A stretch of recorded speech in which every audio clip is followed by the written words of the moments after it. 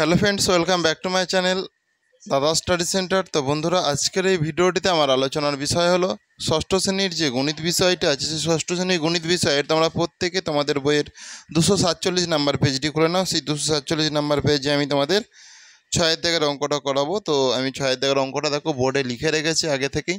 বলেছে আমার পড়ার বই ও গল্পের বইয়ের অনুপাত 4:3।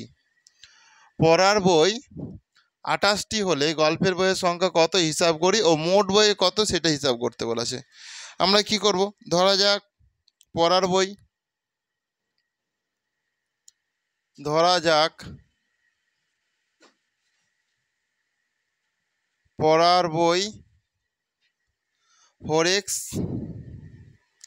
সমান 4xt এবং গল্পের বই এখান থেকে করতে পারো, এবং গল্পের বই সমান 3xt। ওকে, প্রশ্নানুসারে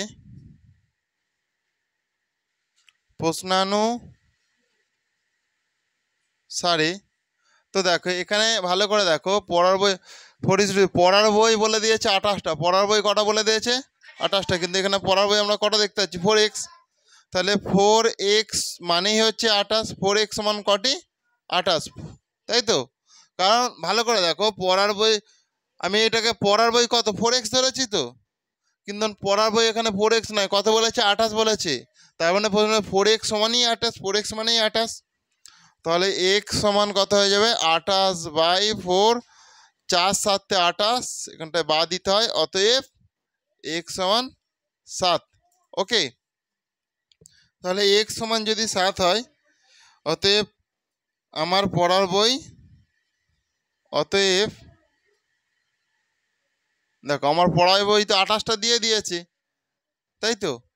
অতএব আমার পড়ার বই, তবুও আমি লিখে দিই, অতএব এটা লেখার প্রয়োজন নেই, তবুও আমি দিচ্ছি, আমার পড়ার বই সমান 4xt সমান 4 ইন্টু এক্সের মান 7টি, তার মানে 4 7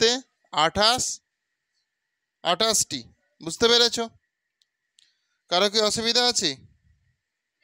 এটা অসুবিধা নেই তো? এখানটা আমি করছি, যেহেতু জায়গা শর্ট আছে। এবং তোমরা সব নিচে করবে, ঠিক আছে? তোমরা সব নিচে করবে, আমার জায়গা নেই বলে। এবং গল্পের বই সমান, গল্পের বই কটা ধরেছি বলে এখানে? 3xt। তার মানে 3 ইন্টু এক্সের মান কত পেয়েছি বলো? 7 তো? এক্সের মান আমরা দেখো এখানে 7 পেয়েছি, তাহলে 3 ইন্টু 7টি, তার মানে 7 3 21টি। ওকে, তাহলে অতএব মোট বই সমান, তাহলে 28 যুক্ত 21টি, তার মানে হচ্ছে 8 আর 1 9, 2 আর 2 4, 49টি। ওকে, তাহলে মোট বই হচ্ছে তোমার 49টি। কারো কি অসুবিধা আছে? অসুবিধা নেই তো? তাহলে করে নাও।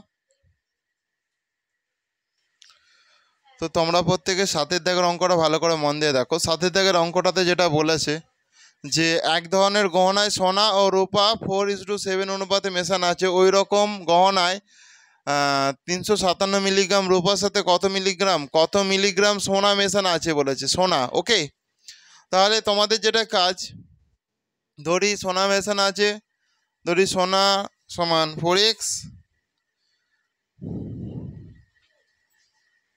গহনায় সোনা মেশানো আছে, ধরি গহনায়, আচ্ছা প্রথমে হচ্ছে সোনা, তার মানে এটা সোনা, তারপর সেকেন্ডে রূপা আছে মানে এটা রূপো। ওকে, ধরি গহনায় সোনা মেশানো আছে সমান 4x, এবং গহনায় রূপো মেশানো আছে সমান 7x। ওকে, তাহলে ওই রকম গহনায় 357 মিলিগ্রাম রূপোর সাথে কত মিলিগ্রাম সোনা মেশানো হয়েছে হিসাব করি। তাহলে এইটা যে 357 মিলিগ্রাম রূপোর সাথে বলেছে, তাহলে রূপো, তাহলে কিন্তু রূপো আমরা কত দেখতে পাচ্ছি এখানে 7x। তাহলে প্রশ্নানুসারে দেখো, প্রশ্নানুসারে 7x সমান 357। তাহলে x সমান 357/7। তাহলে 7 5 35, 7 থেকে 7 বার করলাম, অতএব x সমান 51। ওকে, x সমান কত? 51। তাহলে x এর মান যদি 51 হয়, তাহলে দেখো বলেছে কত মিলিগ্রাম সোনা মেশানো আছে। অতএব সোনা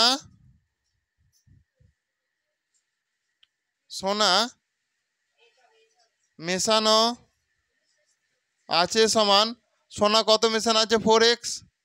4x। তাহলে 4 ইন্টু x এর মান কত? 51।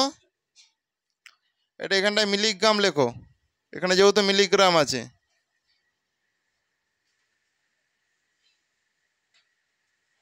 তার মানে দেখো 4 1 4, 4 5 20, তার মানে 204 মিলিগ্রাম হবে।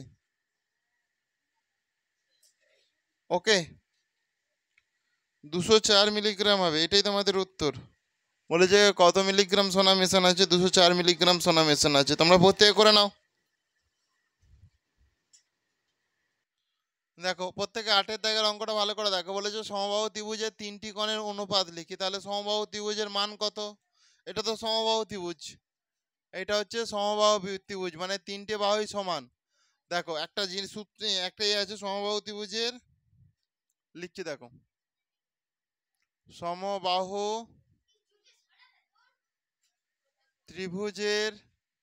ত্রিভুজের প্রত্যেকটি কোণের মান হয়, প্রত্যেকটি কোণের মান হয় সমান 60 ডিগ্রি। ওকে, অতএব 3টি কোণের অনুপাত হবে, অতএব 3টি কোণের অনুপাত হবে সমান, দেখো 3টি কোণের অনুপাত হবে সমান, দেখো 60:60:60। সমষ্টি বললে 180, অনুপাত বলেছি তো, মানে এই কোণটাও 60 ডিগ্রি হলে এইটাও 60 ডিগ্রি হবে, ওটাও 60 ডিগ্রি হবে, তাই তো? তাহলে 60 1 60, 60 1 60, 60 1 60। তাহলে অনুপাতটা কত? 1:1:1। এটাই তোমাদের উত্তর। করে নাও প্রত্যেকে। তো বন্ধুরা আজকের ক্লাসটা তাহলে আমি এখানেই শেষ করলাম। তোমাদের অল্প অল্প অঙ্কই মানে করাচ্ছি, তোমাদের যাতে ভালো প্র্যাকটিস হয়ে যায়। তো তোমরা প্রত্যেকে ভালো করে এটা প্র্যাকটিস করে নাও, নেক্সট ক্লাস কালকে তোমরা পেয়ে যাবে। ওকে।